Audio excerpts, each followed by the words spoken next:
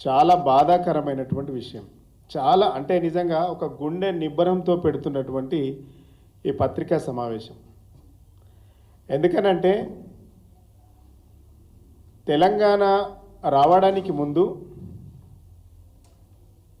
Social welfare హాస్టళ్ల పరిస్థితి ఏందో కల్లారా చూసినటువంటి ఒక పూర్వ విద్యార్థిగా, సోషల్ వెల్ఫేర్ హాస్టల్లో చదువుకున్నటువంటి ఒక పూర్వ విద్యార్థిగా నిజంగా ఈ సంఘటన అంతా చూసిన తర్వాత, ఈ ఘటన చూసి తట్టుకోలేక నిజంగా ఈ పత్రికా సమావేశం ఏర్పాటు చేసుకోవడం జరిగింది. నేను సోషల్ వెల్ఫేర్ హాస్టల్లో చదువుకున్నప్పుడు ఆ రోజుల్లో సమైక్య రాష్ట్రంలో కనీసం అంటే కనీసం తినడానికి ఇష్టపడలేనటువంటి తిండి పెట్టేవాళ్ళు. 20 ఏళ్ళ కింద మాట. పురుగులన్నం పెట్టేవాళ్ళు. అన్నం తింటుంటే అన్నంలో రాళ్ళు, బుక్కకు రాళ్ళు వచ్చేటివి. పురుగులను వేరు చేసి అన్నం తినేటువంటి పరిస్థితి ఉండేది. చాలని స్టైపెండ్తో అనేక ఇబ్బందులు పడినటువంటి పరిస్థితుల నుంచి నేను వచ్చిన. నేను విద్యార్థి నాయకుడిగా యూనివర్సిటీలో పీజీ పిహెచ్డి చేసిన తర్వాత తెలంగాణ రాష్ట్రం కోసం ఉద్యమించేటువంటి అవకాశం అందరికీ వచ్చింది, ఇక్కడ ఉన్న వాళ్ళందరికీ. తెలంగాణ రాష్ట్రం ఏర్పడ్డ తర్వాత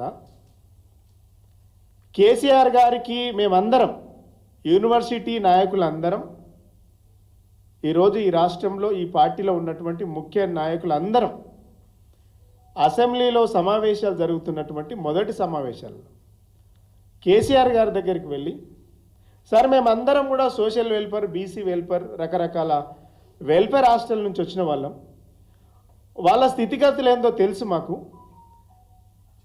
చదువుకున్నటువంటి విద్యార్థులకు కనీసానికి కనీసం సౌకర్యాలు లేవు. దొడ్డు బియ్యం, దొడ్డు కారం, పురుగులన్నం, లక్క పురుగులు, తెల్ల పురుగులు తినేటువంటి దుస్థితి, నీళ్ళచారు. ఈ పరిస్థితులను మార్చాలని కేసీఆర్ గారికి మేమందరం ఒక రిప్రజెంటేషన్ చేసాం. కేసీఆర్ గారు వెంటనే దాన్ని స్పందించి అసెంబ్లీలో మొట్టమొదటిసారిగా ఈ దేశంలో మొట్టమొదటిసారిగా గురుకులాలలో సోషల్ వెల్ఫేర్, బీసీ వెల్ఫేర్లో చదువుకున్నటువంటి విద్యార్థులకు సన్నబియ్యం పెట్టాలనేటువంటి పథకాన్ని తీసుకొచ్చినటువంటి ఘనత గతంలో కేసీఆర్ గారి హయాంలో జరిగింది. 200 గురుకులాలు ఉన్నటువంటి ఈ రాష్ట్రంలో 1006 గురుకులాలను ఏర్పాటు చేసుకున్నటువంటి ఘనత ప్రభుత్వాన్ని, మా ప్రభుత్వాన్ని.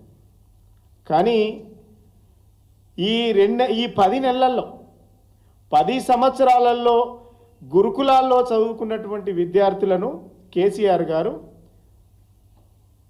ఎవరెత్తి శిఖరాన్ని అంటే విధంగా భావితరాలకు తీర్చిదిద్దేటువంటి ప్రయత్నం కేసీఆర్ గారు చేసింది.